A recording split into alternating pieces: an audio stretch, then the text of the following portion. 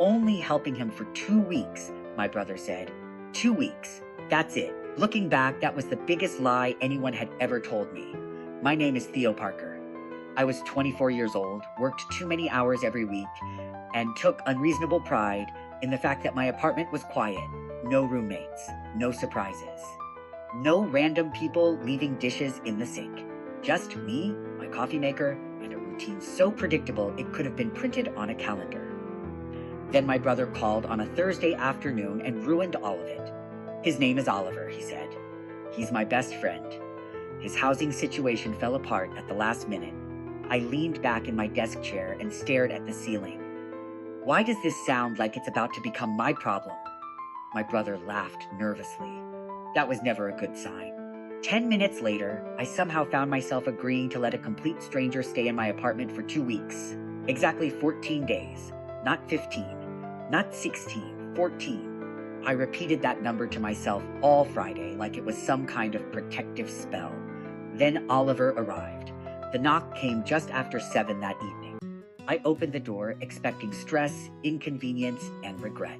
Instead, I found a tall guy standing in the hallway with 2 suitcases, a duffel bag, and the kind of smile that made people trust him immediately, which was annoying. "Hi," he said. "I'm Oliver. Thanks for letting me stay here." He looked normal. Worse than normal, actually. He looked considerate. His clothes were neat. His shoes were clean. His luggage wasn't exploding with loose belongings. He even looked slightly nervous. I didn't trust any of it. "Theo," I said, "come in." Oliver stepped inside and immediately paused. "Shoes off?"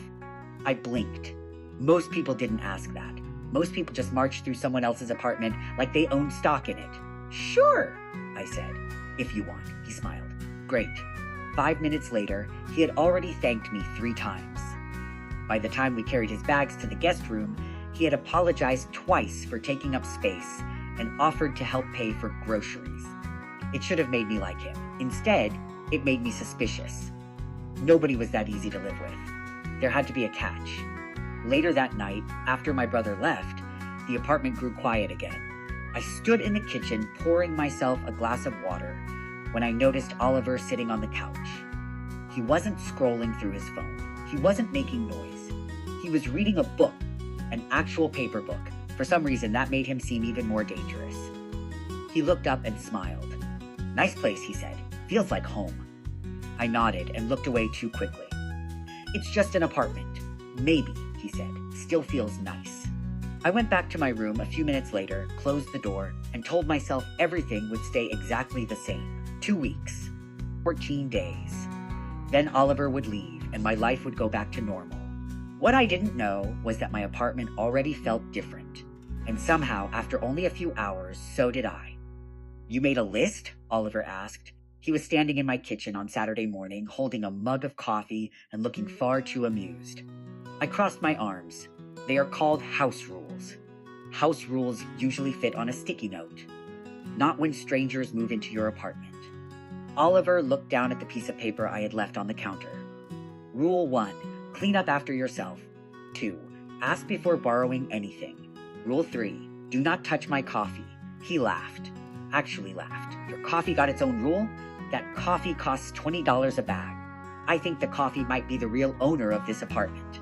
I tried not to smile. Failed a little. That annoyed me. Oliver noticed. Of course he did. "There it is," he said. "What?" He almost smiled. "Do not get used to it. Too late." I shook my head and grabbed my keys. "I have errands. Need help?" "No." "Okay." He said it so easily that I stopped walking. Most people would have insisted. Most people would have turned it into a whole conversation.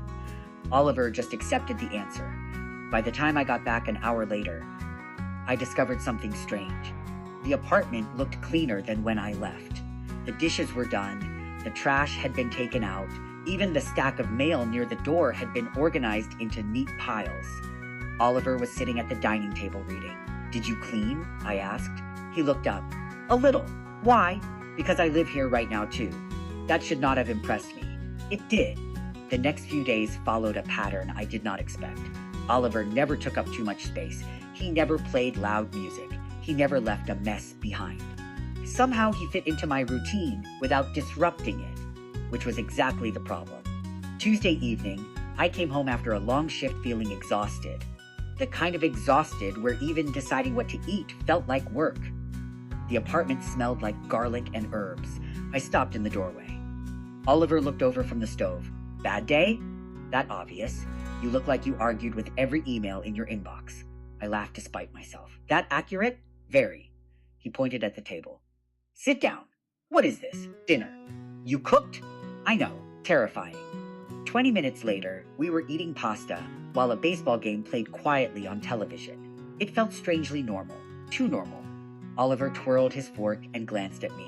Can I ask you something? I narrowed my eyes. Depends. Why do you always act like people are about to disappoint you? The question hit harder than it should have. I looked down at my plate. That is a weird question. Maybe.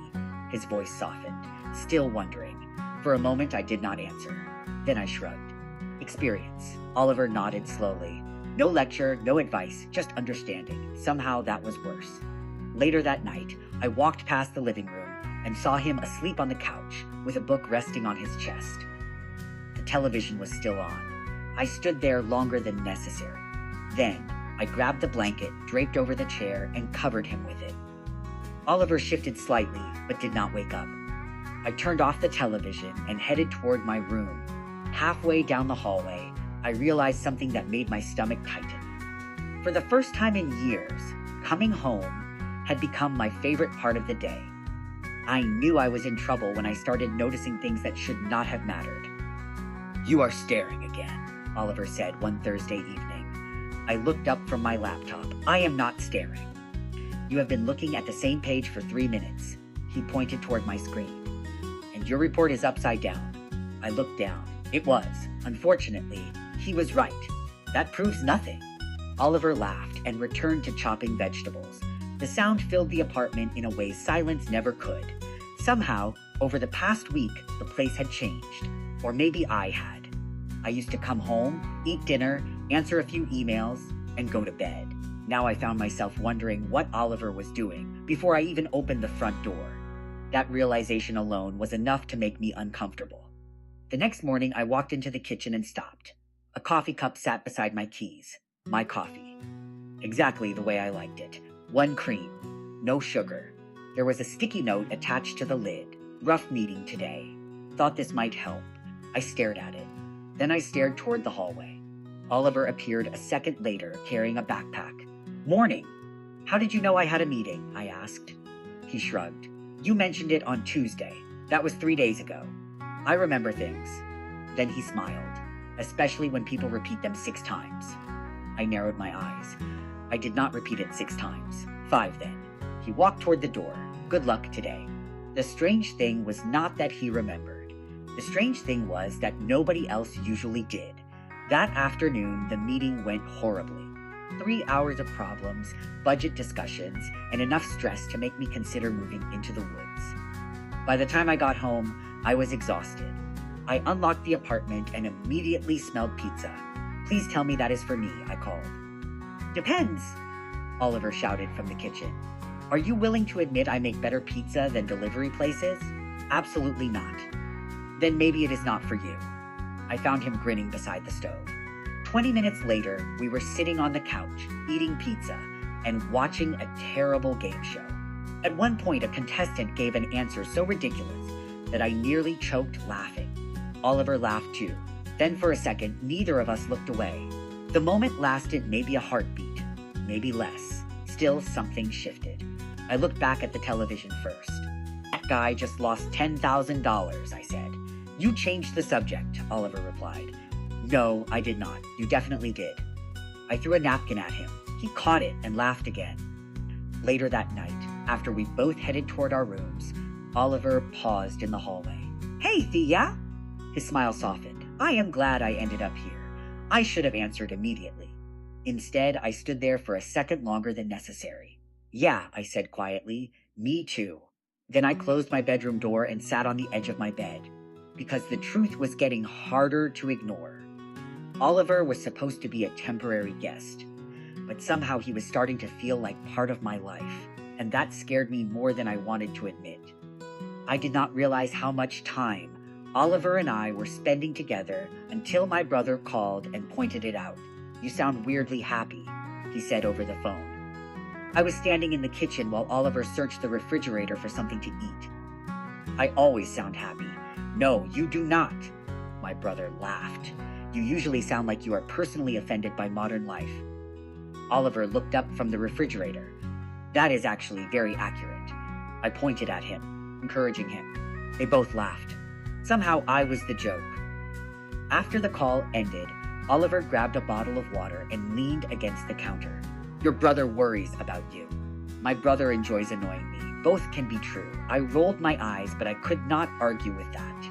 The next morning brought an unexpected problem. My brother texted us both. "Last-minute work trip. Gone for 4 days. Check on each other." I stared at the message. Oliver read it over my shoulder. "Check on each other?" he asked. "We are not 12. Apparently he thinks we are." Oliver smiled. "Good. Now we have official instructions. That sounds dangerous. For you, maybe. 4 days should not have changed anything." They did. Without my brother constantly texting or calling, the apartment somehow became quieter and smaller at the same time. Monday night turned into takeout and a movie. Tuesday became grocery shopping because neither of us wanted to eat frozen meals again. Wednesday evening, we ended up assembling a bookshelf I had been ignoring for 6 months. "You know these instructions make no sense," I said while holding a wooden panel. Oliver studied the diagram. "I think you put it upside down." I did not. He looked at me. "Theo." I looked at the panel. It was upside down. "Do not say anything." I was not going to.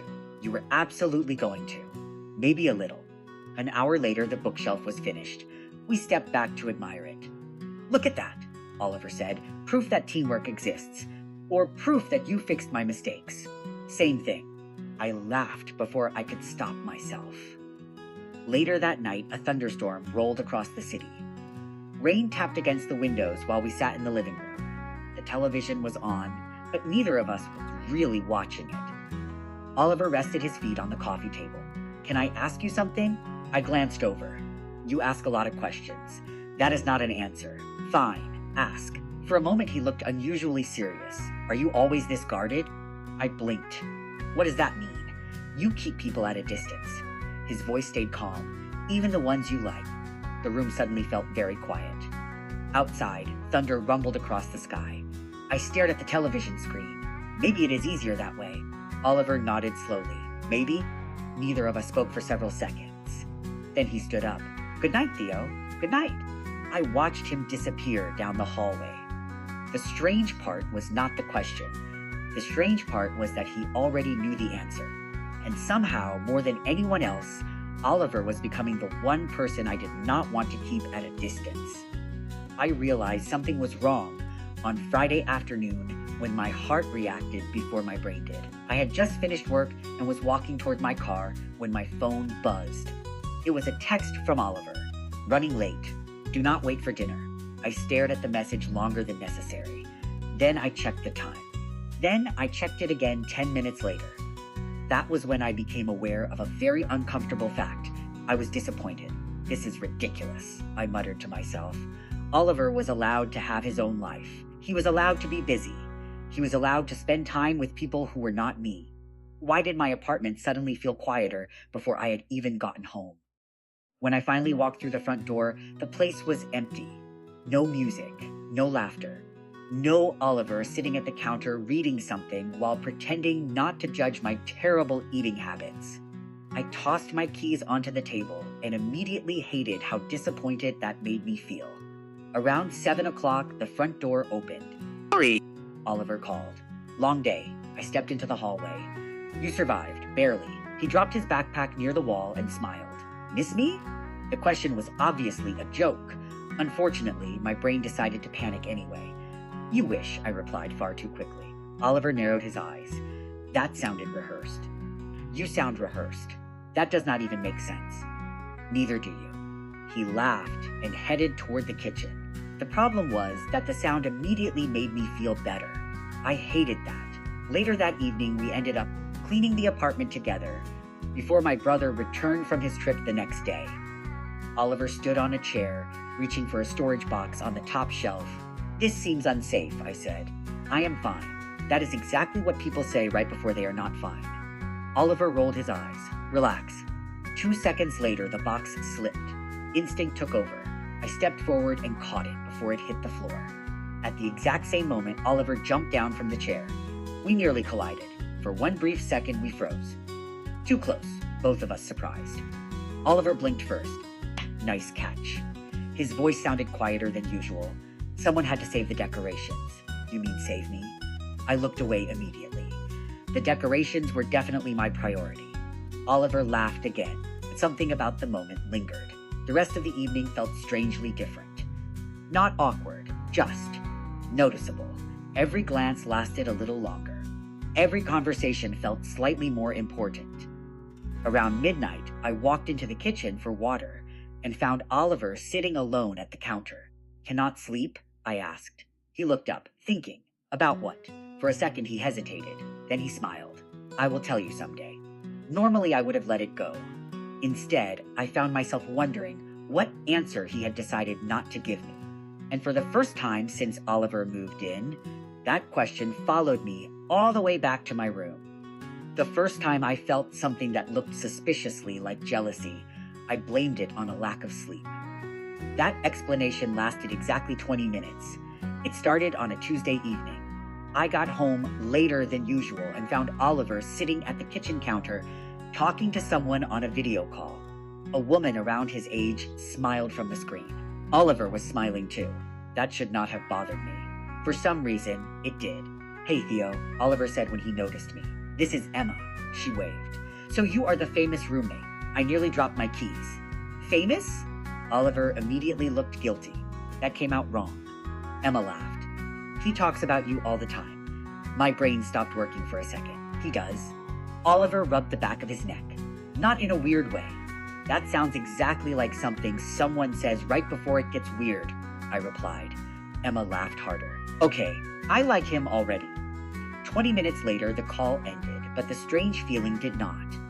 While Oliver cleaned up the kitchen, I tried to convince myself none of it mattered. Then my phone buzzed. It was a text from my brother. Hope you and Oliver are getting along. He mentioned meeting some people from campus this weekend. I stared at the message. Meeting people, completely normal, totally reasonable, absolutely none of my business. Why are you making that face? Oliver asked. I looked up too quickly. What face? The one that looks like you are arguing with invisible lawyers. I pointed at him. That is not a real expression. It is now. He grabbed a bottle of water from the refrigerator. You okay? Fine. Theo. What? Oliver studied me for a moment. We're terrible at pretending everything is fine. I opened my mouth. Closed it. Opened it again. Who is Emma? Oliver blinked. Then a smile appeared. That is what this is about. I was just asking. Sure. His grin got wider. She is my friend. Just your friend? Yes. Good. The word escaped before I could stop it. Oliver froze. I froze. The apartment suddenly became very quiet. Then Oliver looked away, trying and failing to hide a smile. Good, he repeated. I searched desperately for a recovery plan. Good, because now I know who she is. Right, exactly. Oliver nodded slowly. Makes perfect sense. It absolutely did not. The next evening, things somehow got worse. We were eating dinner when Oliver casually mentioned that someone from one of his classes had invited him out for coffee. Thing? I asked immediately. Oliver looked amused. No. Oh, Theo, what? You did the face again. I set down my fork. What face? The jealous one. My heart nearly stopped. I laughed far too loudly. That is ridiculous. Oliver held my gaze for a second longer than usual. Yeah, he said quietly. Maybe it is. For the rest of the night, I could not stop thinking about that look on his face, because for the first time, I was not entirely sure he had been joking. If you like someone, you probably should tell them before it is too late. Oliver said it so casually that I almost missed it. We were sitting in the living room on Friday night. A basketball game played quietly on television, neither of us really paying attention. I looked over. That sounds suspiciously specific. Oliver smiled without looking at me. Maybe it is. My stomach tightened. Ever since the conversation about coffee dates and jealousy, something had shifted between us. Nothing obvious.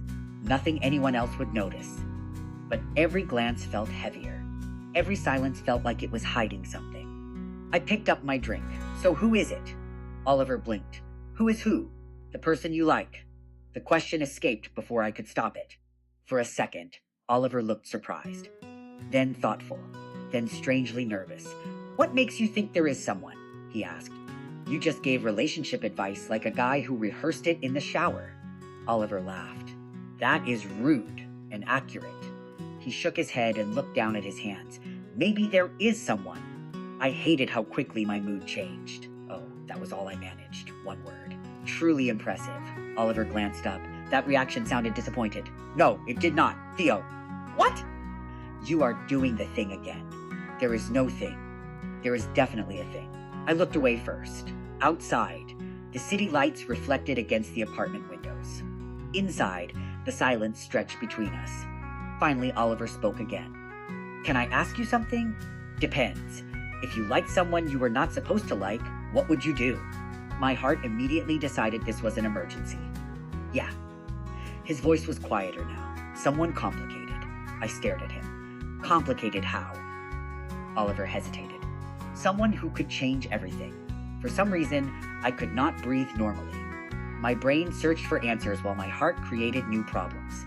I guess. I cleared my throat. I guess it depends how much they matter. Oliver held my gaze. Neither of us looked away. Not this time. What if they matter a lot? He asked softly. The room suddenly felt smaller. Then I think pretending forever would be harder. Oliver looked down and smiled to himself. Not a big smile.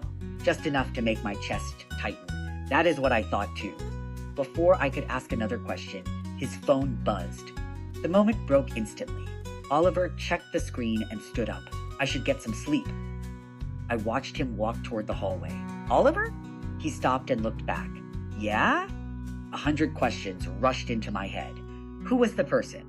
How long had he liked them? Was it someone from class? Someone from before he moved here? Instead, I asked none of those things. Good night. Oliver smiled again. Good night, Theo. A few minutes later, I heard his bedroom door close. I sat alone in the living room, staring at the dark television screen, because for the first time, a thought appeared that I could not get rid of. What if Oliver had not been talking about someone else at all? I knew something was wrong the moment Oliver stopped smiling as much. It was not dramatic. Most people probably would not have noticed. I did. Monday evening, I walked into the apartment expecting to find him in the kitchen or on the couch. Instead, I found several cardboard boxes stacked near the guest room door. I stopped cold. What is all this? Oliver looked up from taping one of the boxes shut. For a second, he seemed surprised that I was home early. Then his expression softened. I was going to tell you tonight. My stomach immediately dropped. Tell me what? Oliver stood up slowly. I found a place. The words hit harder than they should have. A place? An apartment. He nodded toward the boxes. The lease starts this weekend. For a few seconds, I just stared at him. This was good news. It was supposed to be good news. The entire reason he moved in temporarily was because he needed housing. He had solved the problem. Everything was working out exactly the way it was supposed to. So why did it feel like someone had quietly removed all the air from the room? That is great, I said. The words sounded wrong even to me. Oliver noticed. Of course he did. Theo, what? You do not sound happy. I looked away. I am happy. No, you are not. The silence between us stretched. Finally, I forced a laugh. You have been here for weeks. Maybe I am just used to having someone steal my groceries. Oliver smiled a little, but it did not reach his eyes. Maybe. That night felt different. We ate dinner. We watched television. We talked about normal things, but everything felt temporary now. Every conversation carried a countdown attached to it. Tuesday was worse. I came home and found half the books missing from the shelves in the guest room. Wednesday, 2 suitcases appeared by the door. Thursday, I caught myself memorizing stupid details. The way Oliver always left his keys in the same spot. The way he hummed while making coffee. The way he smiled before saying something sarcastic. Every small thing suddenly felt important. Thursday evening, we sat on the balcony watching the city lights. Neither of us spoke for a while. Finally, Oliver broke the silence. Can I ask you something? I already knew that tone, the serious one. Sure, he stared out at the skyline. When I leave. My chest tightened immediately. Will you miss me? Question was simple, honest, terrifying. I laughed softly, hoping humor would save me. It did not. You really ask impossible questions. Oliver looked at me. That is not an answer. For the first time in weeks, neither of us looked away. I swallowed. Yeah, I admitted quietly. I will. Thing changed in his expression. Relief. Sadness. Hope. Then he smiled. Good. One word. Good. But somehow it made my heart beat faster. Later that night, after Oliver went to bed, I walked past the guest room and noticed a folder sitting half open on the desk. I almost kept walking. Then I saw my name written on a piece of paper inside. And suddenly, for the first time, I wondered if there were things about Oliver I still did not know. My name was written 3 times. That was the first thing I noticed. I stood in the hallway, staring at the folder on Oliver's desk, telling myself to walk away. Then I saw an old photograph sticking out from between the papers. Curiosity 1. I picked it up. It was a picture from years ago. My brother was in it. A few other people too. And there, standing off to the side, was a younger version of Oliver. My stomach tightened. On the back, someone had written a date. It was from nearly 3 years ago. 3 years. Long before he ever moved into my apartment. Long before I knew him. I carefully opened the folder. Inside were notes, random sketches, and printed emails. None of it felt private in a dangerous way. Personal. Then I found a sentence that made my heart stop. Theo seems exactly the way your brother describes him. I stared at the words. Then another note. Wonder if I will ever meet him. Another. Your brother talks about Theo all the time. He sounds impossible not to like. I sat down slowly. Suddenly, every strange moment over the last few weeks made sense. The way Oliver remembered things. The way he already knew my favorite coffee. The way he seemed comfortable around me from the very beginning. A floorboard creaked behind me. I turned around. Oliver stood in the doorway. For a second, neither of us spoke. Then his eyes moved to the folder in my hands. I was going to tell you, he said quietly. I stood up. You knew about me before you moved in. Oliver nodded. Yeah! For how long? He looked down briefly before meeting my eyes again. A few years. I laughed once in disbelief. A few years? Brother talked about you constantly. A nervous smile appeared. I felt like I already knew you. My chest felt impossibly tight. Why did you never tell me? Oliver hesitated. Because I was afraid. That answer surprised me. Afraid of what? His voice became softer. That once you actually met me, you would not like me as much as I liked you. The room went completely silent. There it was. The truth both of us had been circling around for weeks. Oliver looked away first. I know this is probably a lot. Oliver. He stopped talking. Was that who you meant? I asked. The person you were not supposed to like. His smile was small and nervous. Yeah. My heart was beating so hard I could barely think. Then I remembered every dinner, every late-night conversation, every morning coffee, every moment I had spent trying to convince myself I was not feeling something real. I stepped closer. You should have told me sooner. Oliver blinked. What? I laughed softly, because it would have saved me weeks of being confused. For the first time all night, he looked hopeful. Theo. I shook my head and smiled. You asked me if I would miss you when you left. Oliver nodded slowly. Yeah, the answer was yes. I took a breath, but that was not the whole answer. His eyes never left mine. What was the whole answer? This time I did not look away. I do not want you to leave at all. For 1 second, Oliver just stared at me. Then the smile that appeared was brighter than any I had seen before. And somehow, standing there in my apartment, the place finally felt exactly like home. Thank you so much for watching all the way to the end. If you enjoyed this story, please like, subscribe, and share it with friends who might enjoy it too. We would love to know where you are watching from. Tell us your city and country in the comments. More heartfelt and unforgettable LGBTQ stories are already waiting for you. See you in the next one.